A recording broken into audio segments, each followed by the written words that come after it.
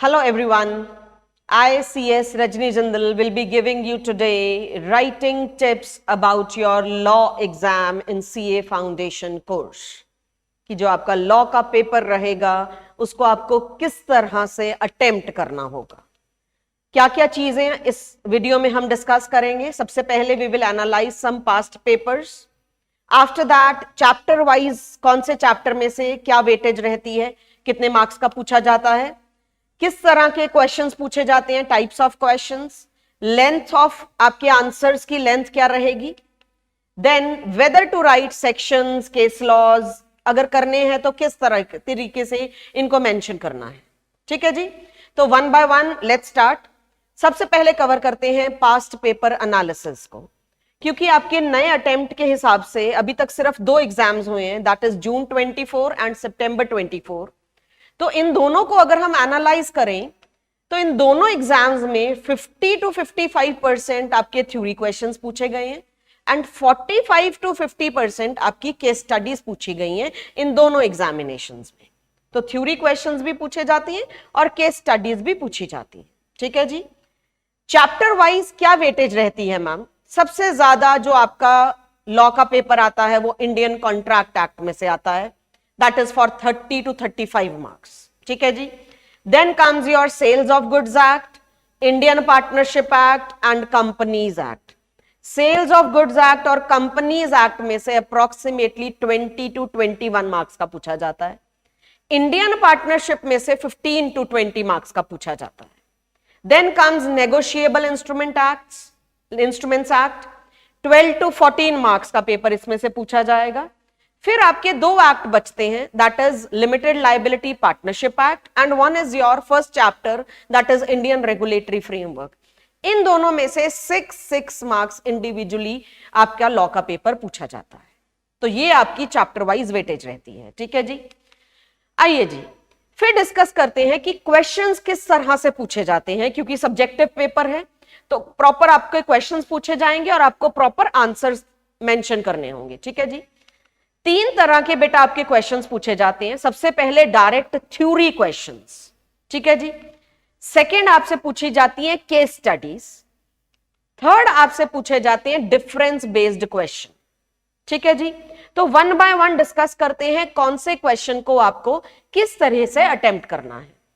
सबसे पहले करते हैं बेटा डायरेक्ट थ्योरी क्वेश्चंस। मैम किस तरह के क्वेश्चंस होते हैं डायरेक्ट थ्योरी क्वेश्चंस? अगर मैं आपको एग्जांपल दूं बेटा, फॉर एग्जांपल डायरेक्टली आपसे पूछ लिया गया है define contracts of indemnity and guarantee, इसको हम डायरेक्ट थ्योरी क्वेश्चन बोलेंगे। या फिर जो कमेंट वाले क्वेश्चंस होते हैं, स्टेटमेंट बेस्ड क्वेश्चंस होते हैं, for example sharing of profits is not the conclusive evidence of partnership, comment. तो ये आपके क्वेश्चंस को हम क्या बोलेंगे? These are direct theory questions. कोई लॉ की प्रोविजन डायरेक्टली आपसे पूछ ली गई है, घुमा फिरा के किसी केस स्टडी में नहीं पूछी है। ठीक है जी, तो डायरेक्ट थ्योरी क्वेश्चंस को बेटा आप कैसे अटेम्प्ट करोगे? You will stick to your legal या बुकिश लैंग्वेज। जो भी हमने बुक में लॉ की प्रोविजंस पढ़ी हैं, डेफिनेशंस पढ़ी हैं, उन्हीं को लिख के आओगे। फॉर एग्जाम्पल अगर हम कॉन्ट्रैक्ट ऑफ गारंटी आपको डिफाइन करना आ जाता है, किस तरीके से लिखोगे इसे? Contract of guarantee is a contract where one person discharges the liability of third person in case of his default. ठीक है ना, तो बुक में जो आपकी डेफिनेशन दी गई है एज इट इज उसे मेंशन करके आओगे। मैम लर्न नहीं हो रही है बुक की डेफिनेशन एज इट इज, तो बेटा जो आपके कीवर्ड्स हैं, for example default, one person promises to discharge the liability of another person, ये जो आपके कीवर्ड्स हैं इनको आप जरूर इंक्लूड करोगे। ठीक है जी, उसके बाद मैम पॉइंट फॉर्म में लिखें कि पैरा फॉर्म में लिखें? Try to write in points format. Points mention करो, first point, second point, third point.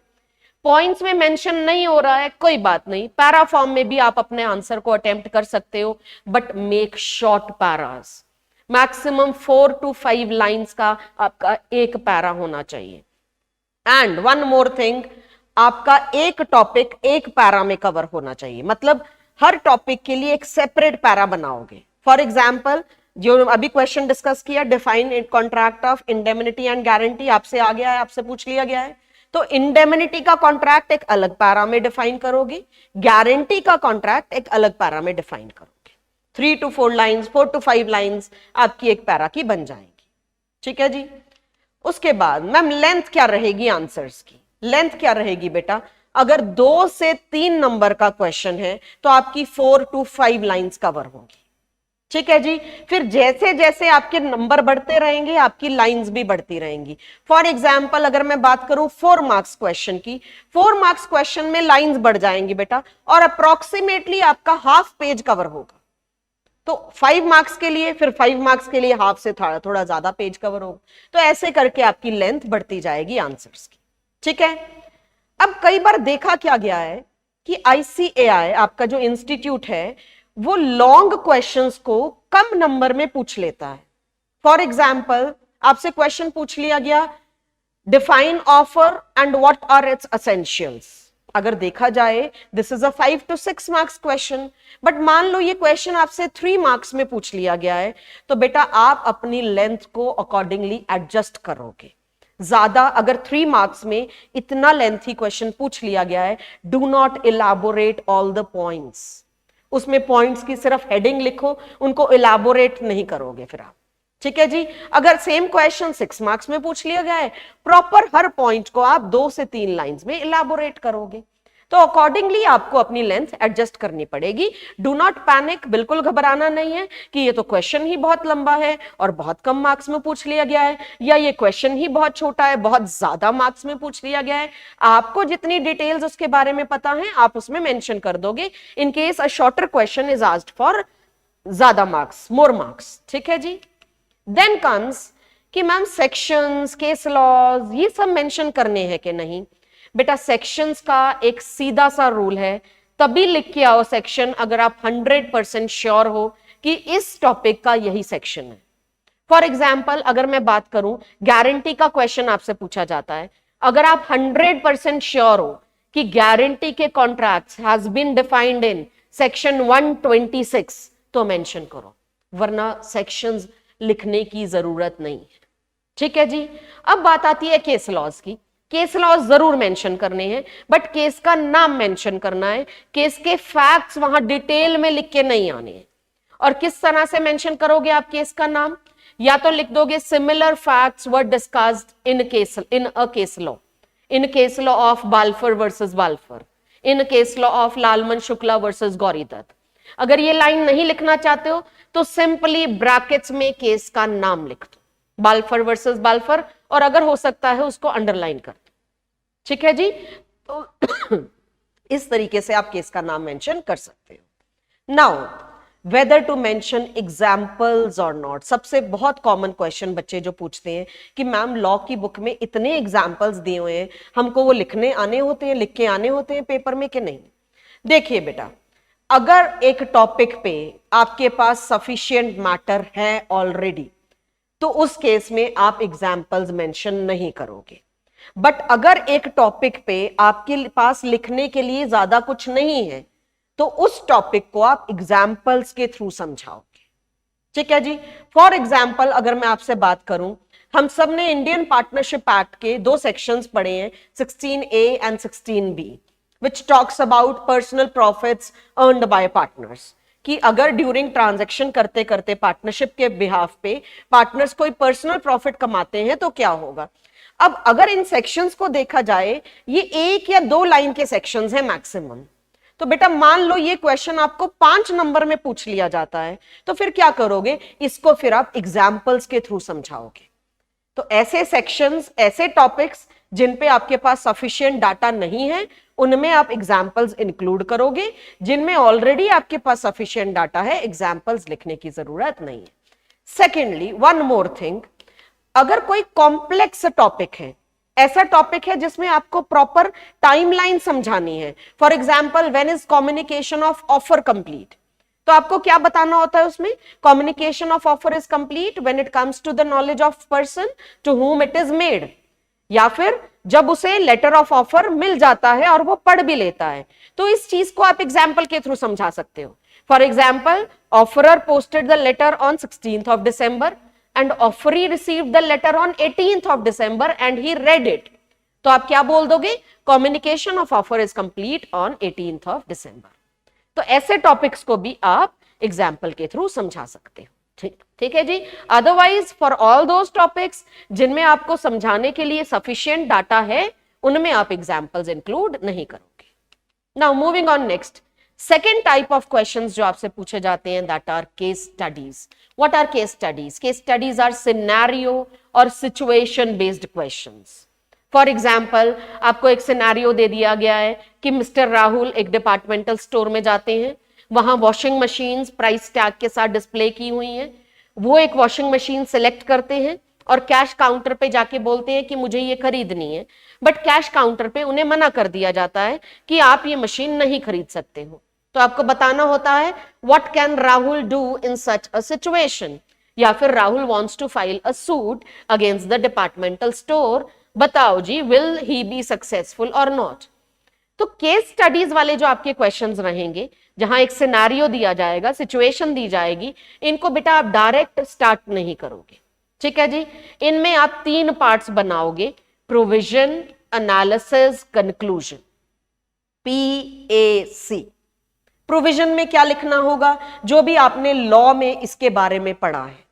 Law में आपने इसके बारे में क्या पढ़ा है, that display of goods with price tags is just invitation to offer and it is not an offer. तो ये प्रोविजन में मेंशन करोगे। ठीक है जी। फिर जाओगे second part, that is your analysis. Analysis में क्या लिखना होगा, एनालिसिस में बेटा आपकी प्रोविजंस जो आपने मेंशन की हैं और आपका जो क्वेश्चन है, आप उन दोनों को कनेक्ट करोगे कि भाई आपके इस क्वेश्चन पे ये वाली प्रोविजन किस तरीके से अप्लाई करती है, क्योंकि हमारे सिचुएशन में भी क्या हुआ है कि वॉशिंग मशीन्स डिस्प्ले की गई हैं प्राइस टैग के साथ, तो हम इसको भी क्या कंसिडर करेंगे, इनविटेशन टू ऑफर। ठीक है ना।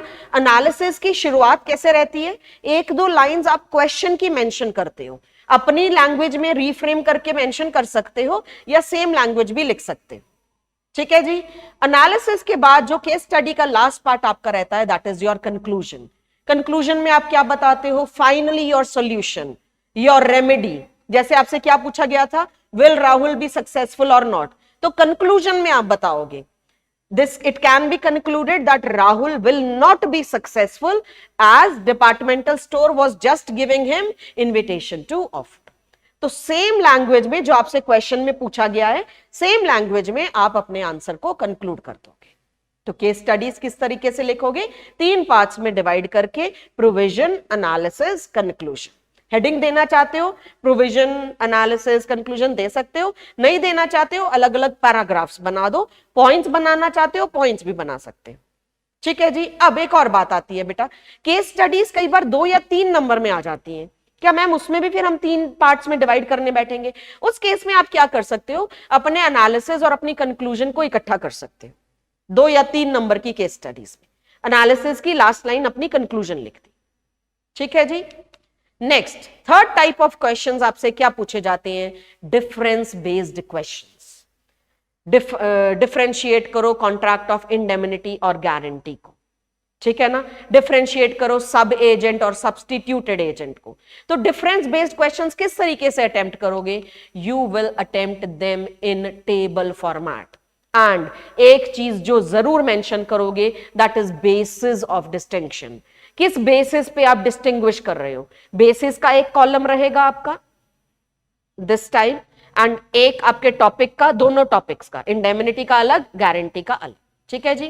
कितने पॉइंट्स मेंशन करने होंगे मैम, 3 मार्क्स क्वेश्चन के लिए 3 to 4 पॉइंट्स, 4 मार्क्स क्वेश्चन के लिए 4 to 5 points and so on. इस तरीके से आप अपना डिफरेंस मेंशन कर सकते हो। अब कुछ टॉपिक्स ऐसे हैं जिनकी डिफरेंशिएशन ना आपकी बुक्स में आपको पैरा फॉर्मेट में दी गई है, तो मैम फिर इन टॉपिक्स में भी हम पॉइंट्स बनाएं? नहीं बेटा, आप इनको पैरा फॉर्मेट में अटेम्प्ट कर सकते हो। ठीक है ना। बट कोशिश करो कि सेम लाइन रिपीट नहीं कर रहे हो, ऐसी चीजों में अवॉइड करो कि आप टॉपिक को रिपीट नहीं कर रहे हो, रिपीटेशन नहीं हो रही है आपकी सेम लाइन की। ठीक है जी। फॉर एग्जाम्पल अगर हम टॉपिक देखते हैं लिक्विडेटेड डैमेजेस का, पेनाल्टी का, तो इसमें क्या हुआ है, आपका जो डिफरेंस है वो पैरा फॉर्म में दिया गया है, तो आप इसको पैरा फॉर्म में बिल्कुल लिख सकते हो, but do not repeat the same lines again and again. ठीक है, क्लियर है? Then in the end I'll be giving you some general tips about this examination, about your law examination. सबसे पहला बेटा, ये वाला टिप हर एग्जाम पे apply हो जाएगा, एक क्वेश्चन के सभी सब पार्ट्स को इकट्ठा अटेम्प्ट करना है। फॉर एग्जाम्पल फर्स्ट क्वेश्चन में 3 सब पार्ट्स हैं, तो इन तीनों को इकट्ठा अटेम्प्ट करना है। अगर हो सकता है सीक्वेंस में करना है, सीक्वेंस में करो अगर पॉसिबल है। अगर सीक्वेंस में पॉसिबल नहीं है, पहले सेकंड पार्ट अटेम्प्ट करना चाहते हो, फिर थर्ड, फिर फर्स्ट, ऐसा कर सकते हो, but make sure all the sub parts have been attempted together. ठीक है जी। देन वेरी इंपॉर्टेंट टिप, जो आप टेस्ट में बहुत गलत करते हो, अपने आंसर नंबर को करेक्टली मेंशन करना है, and that too in the centre of your answer sheet. जो आपकी शीट है उसके सेंटर में प्रॉपरली मेंशन करना है कि आप कौन सा आंसर लिख रहे हो। For example answer 1 part A सब पार्ट 1, फिर आंसर इसका सब पार्ट 2 शुरू करोगे, आंसर 1 पार्ट ए सब पार्ट 2। तो प्रॉपरली अपने आंसर्स नंबर लिखने हैं। ठीक है जी। और इस केस में और क्या आ जाएगा, अगर केस स्टडी मान लो बेटा आपको 2 अलग अलग क्वेश्चंस पूछे गए हैं एक ही केस स्टडी में, तो उन क्वेश्चंस को अलग अलग से ही आंसर करना है, अलग अलग पॉइंट में।